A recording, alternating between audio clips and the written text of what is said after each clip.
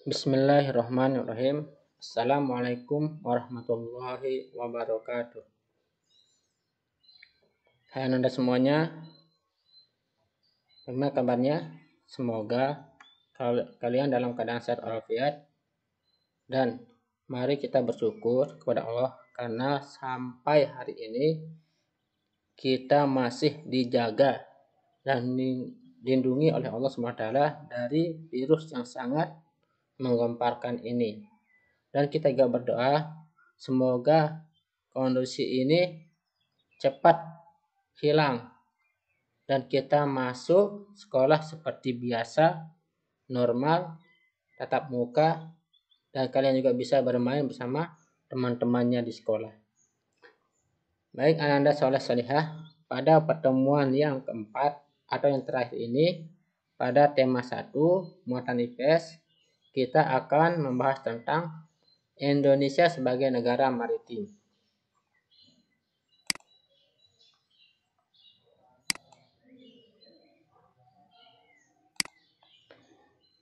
Ananda semuanya, seperti yang kita ketahui bahwa Indonesia merupakan negara maritim dan kepulauan terbesar di dunia.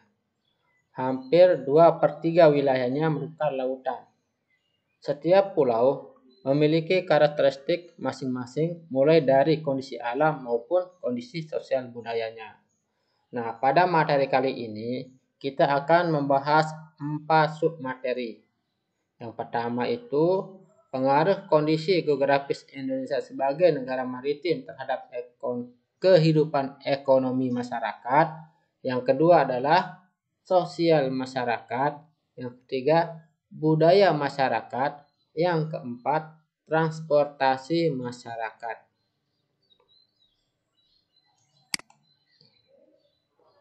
Kita akan membahas yang pertama, yaitu pengaruh kondisi geografis Indonesia sebagai negara maritim terhadap kehidupan ekonomi masyarakat. Ananda yang soleh-solehah, seperti yang kita ketahui bahwa wilayah kita ini sebagian besarnya adalah laut, sehingga Indonesia telah diakui secara internasional sebagai negara maritim yang dicetakkan dalam UNCLOS pada tahun 1982. Hal ini berarti bangsa Indonesia diberi kewenangan untuk memanfaatkan potensi sumber daya lautnya. Ini berarti kelompok masyarakat yang bisa merasakan langsung potensi kekayaan sumber daya lautan ini adalah masyarakat yang berada di pesisir, ya, maksudnya tinggal di wilayah pesisir. Nah, di sini jenis-jenis usaha atau pekerjaan yang berkaitan dengan pemanfaatan sumber daya alam laut adalah yang pertama adalah jasa penyeberangan. Seperti yang kita ketahui, di sini jasa penyeberangan itu seperti kapal feri, legundi, dan oasis. Ya, ini jasa penyeberangan orang dan barang antar pulau. Yang kedua adalah nelayan. Yang ketiga, petani garam. Yang keempat, petani rumput laut. Yang kelima, budidaya mutiara. Di sini di Lombok ada di wilayah Sekotong, Lombok Barat, dan wilayah Pemenang, Lombok Utara. Selanjutnya petani ikan laut. Ya, petani ikan laut. Selanjutnya sektor pariwisata laut. Di sini bisa pemandu wisata atau penyewaan perahu. Ini untuk mengelilingi pesisir pantai biasanya, ya, sering kita temui. Selanjutnya pedagang ikan, pemandu diving atau penyelam. Dan yang terakhir adalah penambang minyak bumi.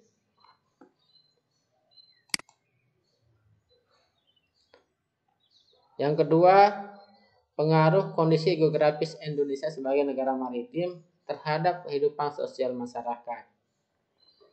Ananda semuanya, sebagai negara maritim yang berada di antara benua Australia dan Asia, membawa pengaruh terhadap kehidupan sosial budaya bangsa Indonesia.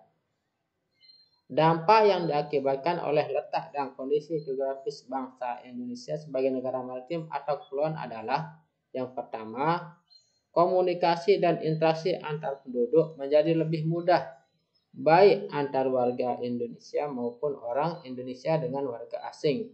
Hal ini didukung adanya kemajuan teknologi di bidang pelayaran antar pulau dan antar negara. Yang kedua, terjadinya pembauran, pencampuran, atau peleburan nilai-nilai antar pulau dan antar negara. Yang ketiga, munculnya perkampungan etnis tertentu seperti pecinan dan kampung Arab. Nah, di sini ada contoh ya, contoh gambar dari etnis pecinan dan etnis kampung Arab, atau ini mereka datang ke Indonesia ini sebelum merdeka. Pernah kita bahas pada pertemuan yang lalu. Yang keempat, terjadinya perubahan perilaku masyarakat karena pengaruh masuknya pola dan nilai perilaku dari pulau, daerah, maupun negara lain. 5. Terjadinya perpindahan ilmu, pengetahuan, dan teknologi. Selanjutnya, anak-anak semuanya, yang ketiga, pengaruh kondisi geografis Indonesia sebagai negara maritim terhadap budaya masyarakat. Anak-anak semuanya, masyarakat Indonesia terdiri atas ratusan suku bangsa, di mana suku ini tersebar di kurang lebih 17.000 pulau. Ini pernah kita bahas pada pertemuan pertama. Setiap suku memiliki karakteristik masing-masing. Salah satunya budaya. Budaya antar suku bangsa satu dengan yang lain juga berbeda-beda, seperti bahasa, adat, istiadat, tradisi, sistem kepercayaan, dan sebagainya.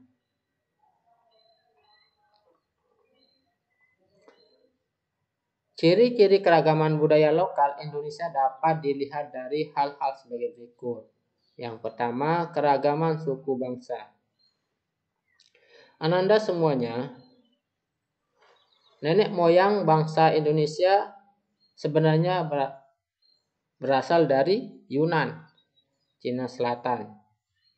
Mereka ini berimigrasi kemudian bercampur dengan penduduk indigenus dan Indo-Aryan dari Asia Selatan. Kemudian mereka ini berkembang hingga membentuk suku-suku bangsa yang ada di Indonesia. Yang kedua, keberagaman bahasa. Seperti yang kita ketahui bahwa bahasa daerah kita ini sangat banyak. Di satu pulau pun terkadang ada beberapa bahasa. Contohnya adalah di Pulau Sumbawa.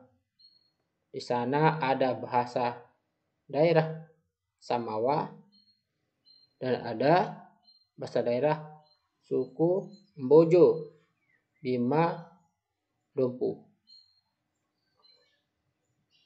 Inilah uniknya bangsa kita, sangat banyak atau sangat beragam bahasanya, bahasa daerahnya. Yang ketiga, keberagaman religi. Ananda semuanya, seperti yang Ustaz pernah jelaskan, di negara kita ini ada 5 agama yang diakui oleh negara. Yang pertama adalah Islam, Yang kedua adalah Kristen Katolik. Yang ketiga adalah Kristen Protestan. Yang keempat adalah Hindu. Yang kelima adalah Buddha. Yang keenam adalah Konghucu. Yang keempat, keberagaman seni dan budaya.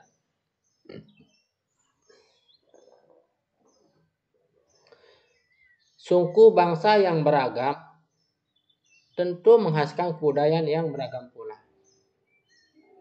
Salah satu wujudnya adalah seperti kesenian,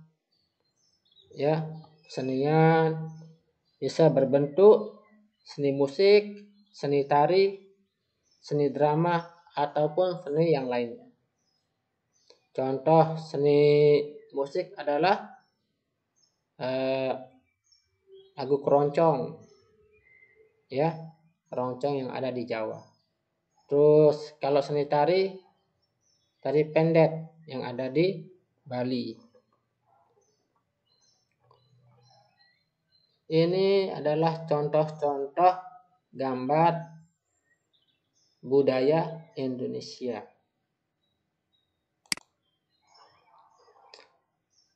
Selanjutnya, anak-anak, adapun dampak dari segi kebudayaan di antaranya ialah sebagai berikut.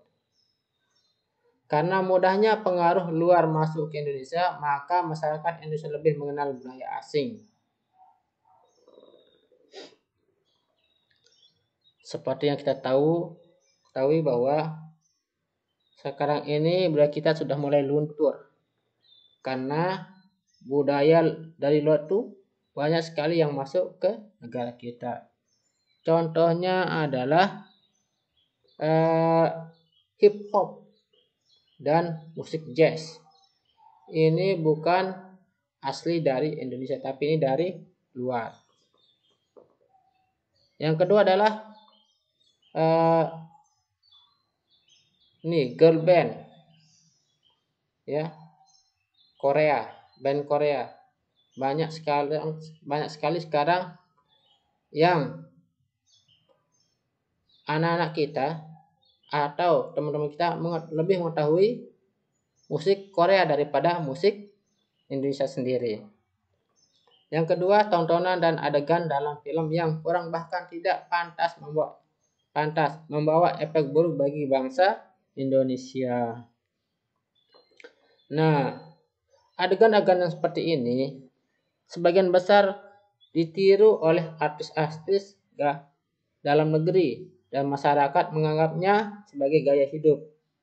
Semacam pusat gaya yang perlu ditiru terutama oleh anak muda. Padahal itu membuat turunnya nilai moralitas bangsa. Sekarang banyak film-film yang terutama dari luar, film barat yang menggunakan pakaian-pakaian seksi. Itu ditiru oleh masyarakat kita. Yang ketiga, dikenalnya kebudayaan Indonesia akibat ramainya perdagangan dan pariwisata yang ada di Indonesia. Ini biasanya ketika ada acara atau festival, ada pementasan, tarian, atau kebudayaan yang lainnya. Timbulnya beraneka ragam kebudayaan dan adat akibat pengaruh luar. Contohnya adalah wayang di Jawa yang terinspirasi dari cerita rakyat dari India. Yang kedua, hukum adat di Aceh terinspirasi dari atau terpengaruh oleh hukum Islam. Oke, lanjut anak-anak. Yang keempat atau yang terakhir, pengaruh kondisi geografis Indonesia sebagai negara maritim terhadap transportasi masyarakat Indonesia. Ananda soleh-solehah, seperti yang kita ketahui bahwa negara kita adalah negara kepulauan, di mana antara satu pulau dengan pulau yang lain akan saling terhubung jika modal transportasi memadai. Di sini, jalur strategis yang bisa digunakan untuk menghubungkan antar pulau satu dengan pulau yang lain adalah yang pertama jalur laut. Di sini ada kapal penerbangan ya beserta pelabuhannya. Yang kedua, jalur udara, ada pesawat terbang beserta bandaranya. Yang ketiga, jalur darat, ada bus, ada kereta api. Di sini ada terminal, tempat pemberhentian dan pemberangkatan kendaraan. Yang terus di bawahnya ada stasiun kereta api. Ananda semuanya, jika penyediaan dan penggunaan moda transportasi antar pulau memadai akan sangat membantu kehidupan masyarakat kita. Mengingat wilayah Indonesia yang sangat luas dan berupa kepulauan, sehingga sangat mempengaruhi pemerataan program pembangunan dan hasil-hasilnya. Kemajuan tidak hanya berpusat pada daerah-daerah tertentu saja, misalnya di daerah besar, di pulau-pulau terbesar itu lebih